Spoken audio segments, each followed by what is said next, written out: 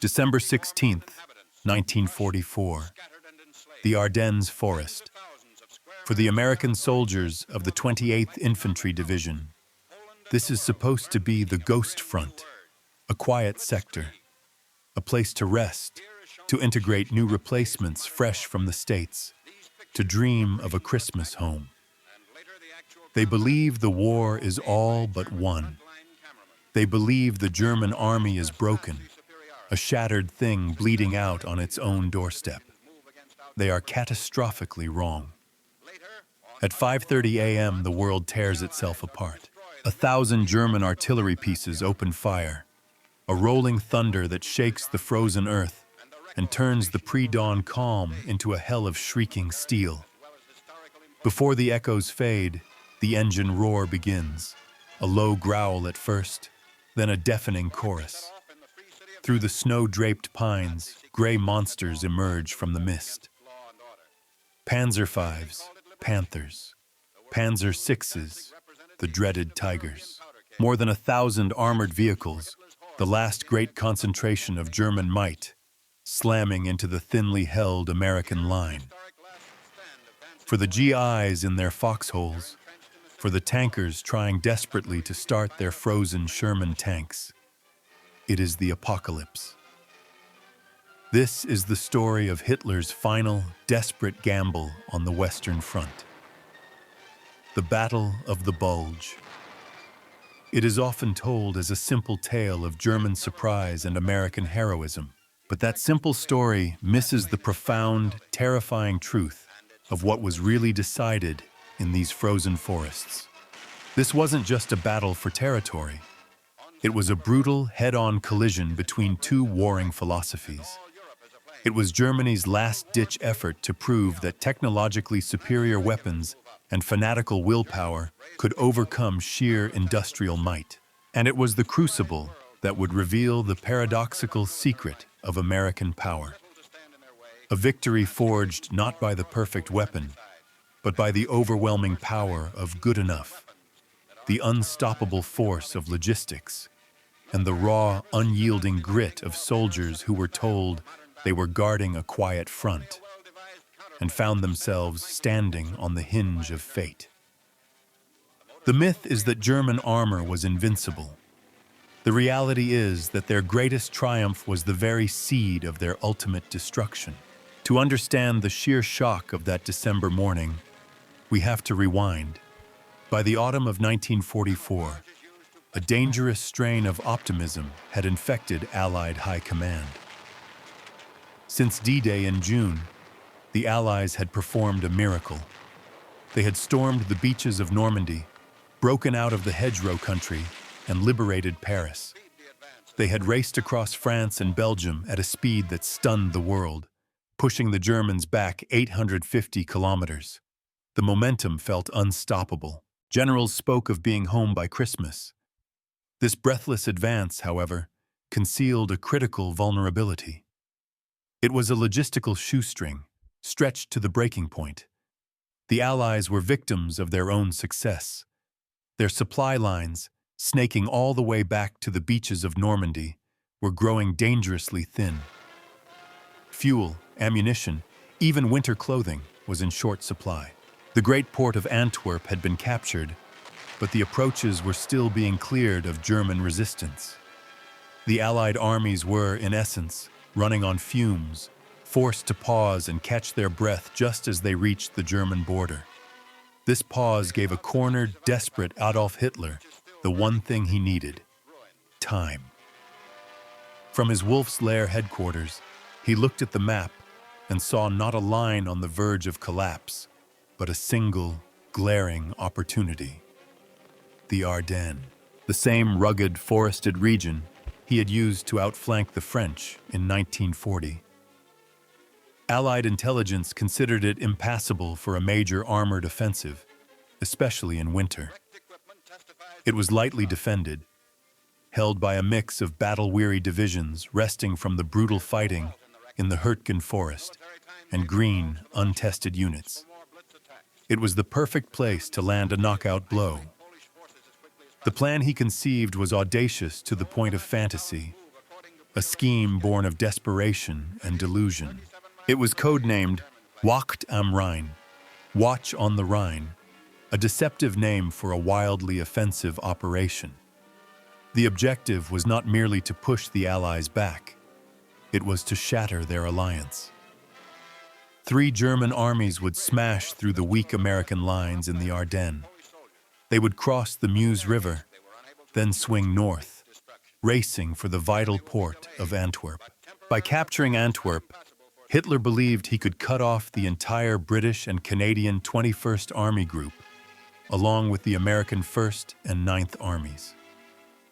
He envisioned a second Dunkirk, a catastrophe so immense it would force the Western Allies to the negotiating table, allowing him to turn his full attention back to the existential threat of the Soviet Union in the East.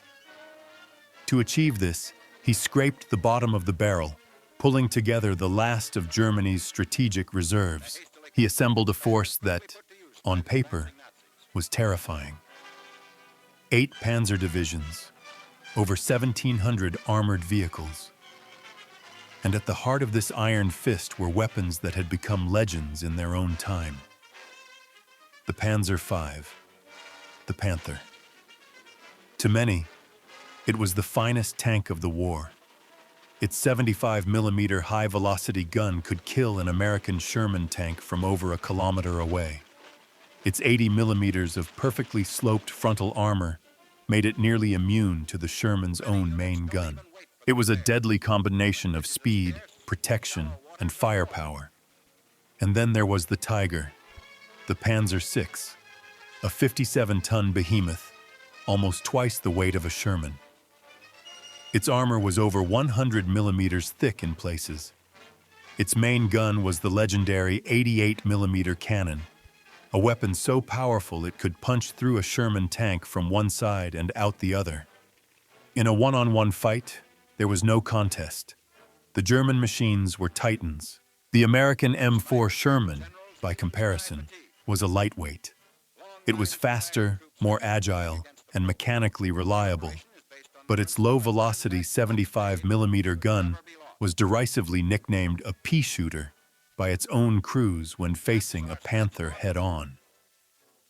Its thin 51mm frontal armor offered little protection from German guns, earning it the grim moniker Ronson Lighter because it lit up on the first strike.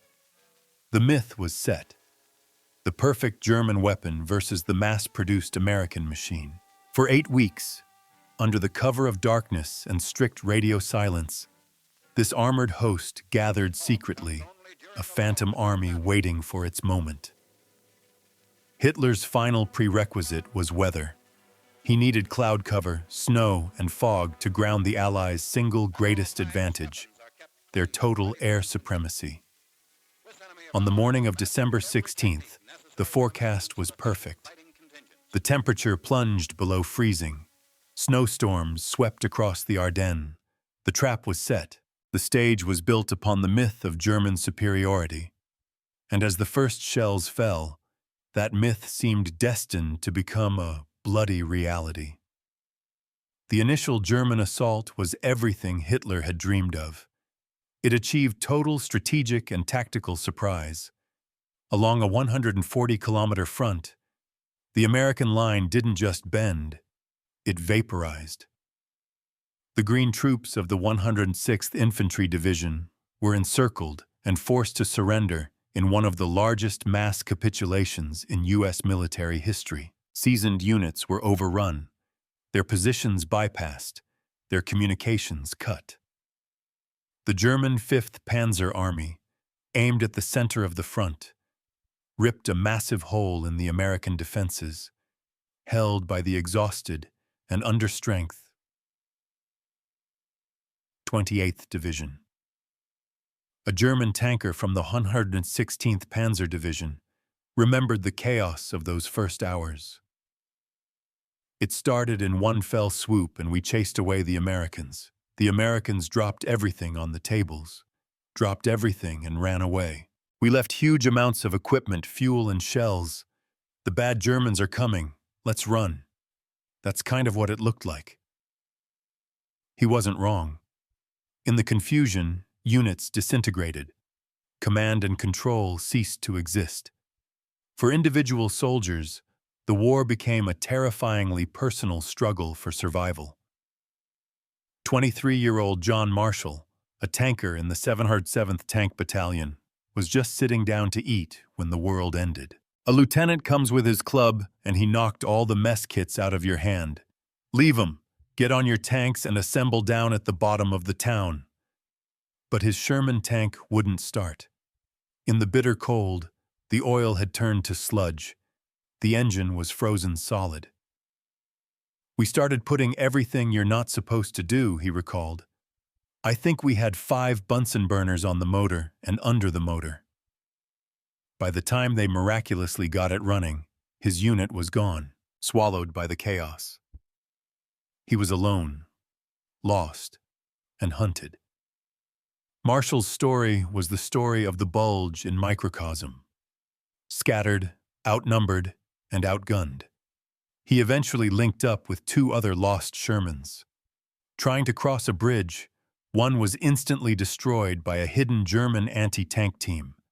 The crews of the other tanks were cut down by machine gun fire as they bailed out. John Marshall was now, in his own words, really on our own. This was the critical moment, the inciting incident that sent shockwaves all the way to Supreme Allied headquarters. The myth of German collapse was shattered. In its place was a terrifying reality, a massive bulge being punched into the American front line, threatening to split the Allied armies in 2. The initial German plan was working perfectly. The road to the Meuse River and beyond that to Antwerp seemed wide open. But in the midst of this disaster, a single, crucial order was given. An order that would turn a small, unassuming Belgian crossroads town into the anvil upon which Hitler's final offensive would be broken. That town was Bastogne. Allied command realized that Bastogne sat at the nexus of 7 critical roads. Whoever controlled Bastogne controlled the entire road network in the southern Ardennes. The Germans needed those roads for their armored columns to maintain their speed and momentum. The order was simple and absolute. Hold Bastogne at any cost. The only force available to do it was the 101st Airborne Division, the Screaming Eagles, who were resting in France. They were bundled onto trucks and rushed toward the town, a fire brigade racing to a 5-alarm blaze. The German 5th Panzer Army, frustrated by the stubborn pockets of resistance, made a fateful decision. Instead of getting bogged down in a street fight, their main armored force would bypass Bastogne and continue its push for the Meuse. They would leave it to other units to mop up the encircled town. The Germans had just created a crisis. But in doing so, they had also handed the Allies a single, defiant strongpoint, a rock in the middle of a raging river. More importantly, the sheer scale of the German attack finally triggered a response that would define the entire battle. General Dwight D. Eisenhower called an emergency meeting of his top commanders. When asked for his plan, one man, famously, had one ready. General George S. Patton, commander of the USA's Third Army, located far to the south in France, stunned the room. He claimed he could disengage his army from its current fight, turn it 90 degrees north, and attack the southern flank of the German Bulge in 3 days.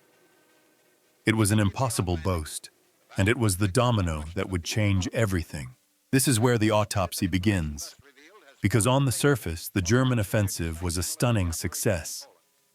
But if we look closer, if we perform a forensic examination of Hitler's grand design, we find the fatal flaws, the genetic defects that guaranteed its failure from the very first hour. The first critical flaw was fuel. The German plan was a high-speed armored thrust, but they started the offensive with only enough fuel to get about halfway to the Meuse River. The entire operation was predicated on a wild gamble. that they would be able to capture massive Allied fuel dumps along the way. They were literally planning to run their war machine on their enemy's gasoline. This wasn't a calculated risk. It was military malpractice, a direct consequence of the Allied strategic bombing campaign that had systematically demolished Germany's synthetic oil production for months. Germany was running on empty, and Hitler sent his last great army on an offensive it physically could not sustain. The second flaw was logistics. The Ardennes, with its narrow, winding roads and deep gorges, was a terrible place for a massed tank attack. The Germans believed they could blitz through, but they created the largest traffic jam in military history.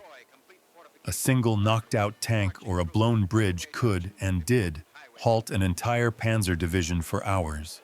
Their spearheads might be advancing, but their supply columns, carrying the precious fuel and ammunition, were stuck in gridlock miles behind. The German blitzkrieg machine, designed for the open plains of Russia, choked to death in the forests of Belgium. And the third, most ironic flaw was the myth of the superweapon itself.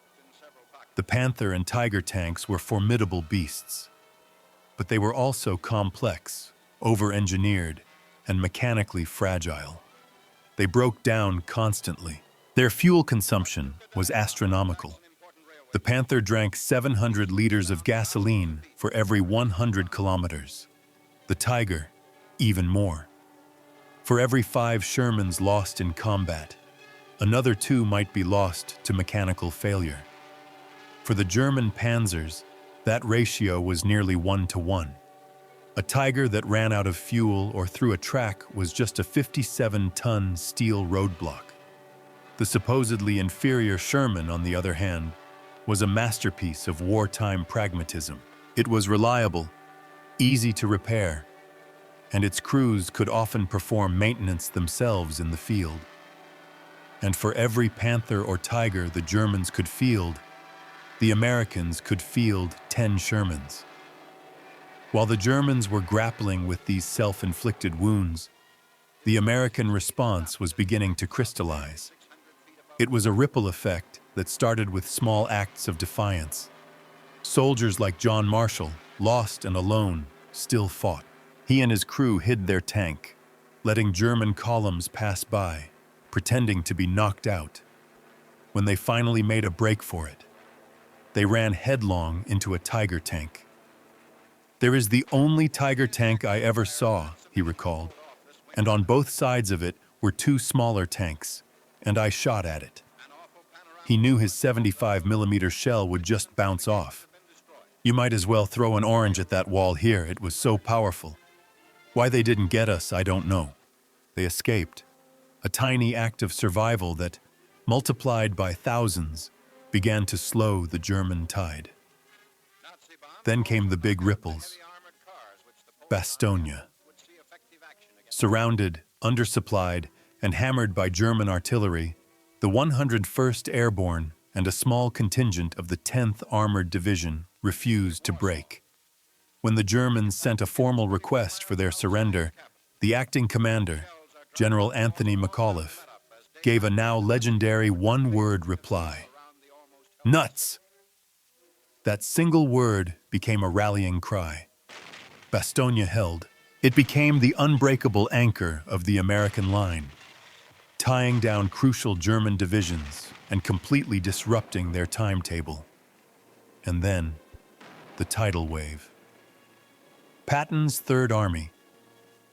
His boast was no idle threat. What followed was one of the greatest logistical feats in the history of warfare.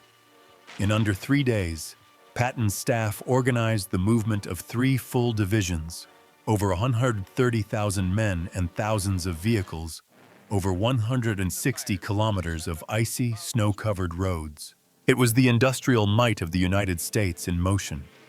An avalanche of trucks, jeeps, artillery, and tanks, all converging on the southern flank of the Bulge. Lieutenant Colonel Creighton Abrams, a name that would one day grace America's main battle tank, led his combat command in this desperate race north.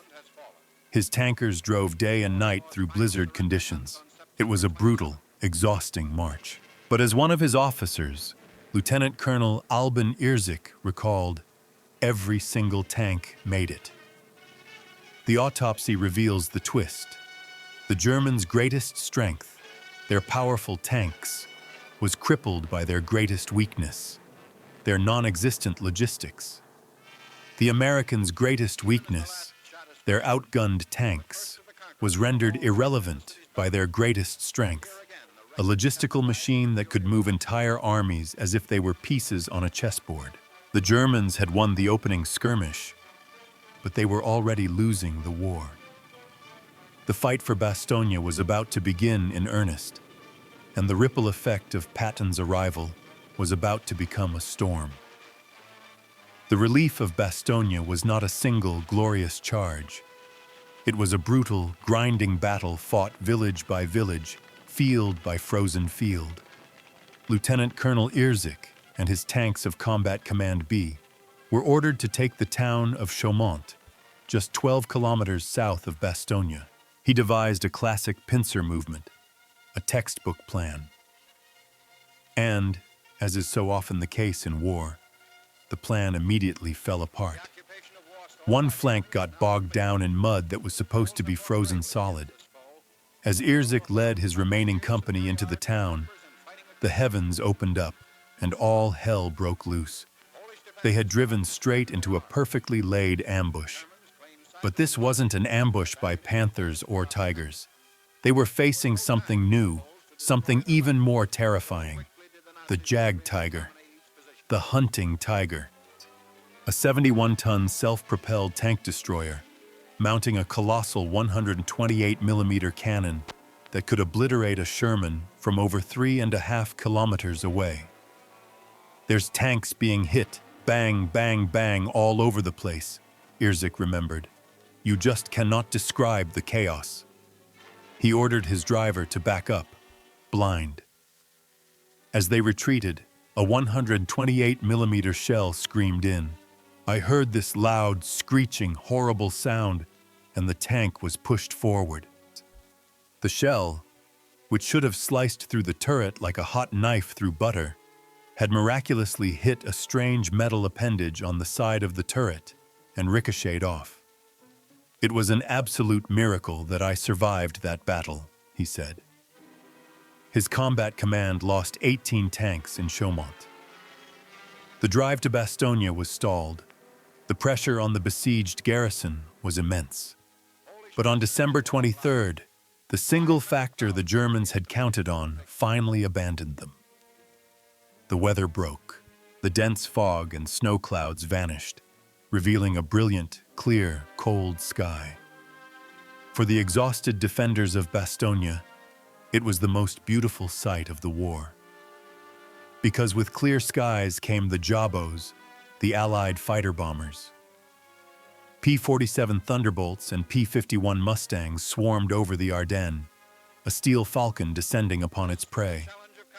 For the German columns, now clogged and exposed on the narrow roads, it was a slaughter. They had no air cover. They had nowhere to hide. The final push to break the siege fell to a task force from Patton's 4th Armored Division. On December 26th, Christmas was over.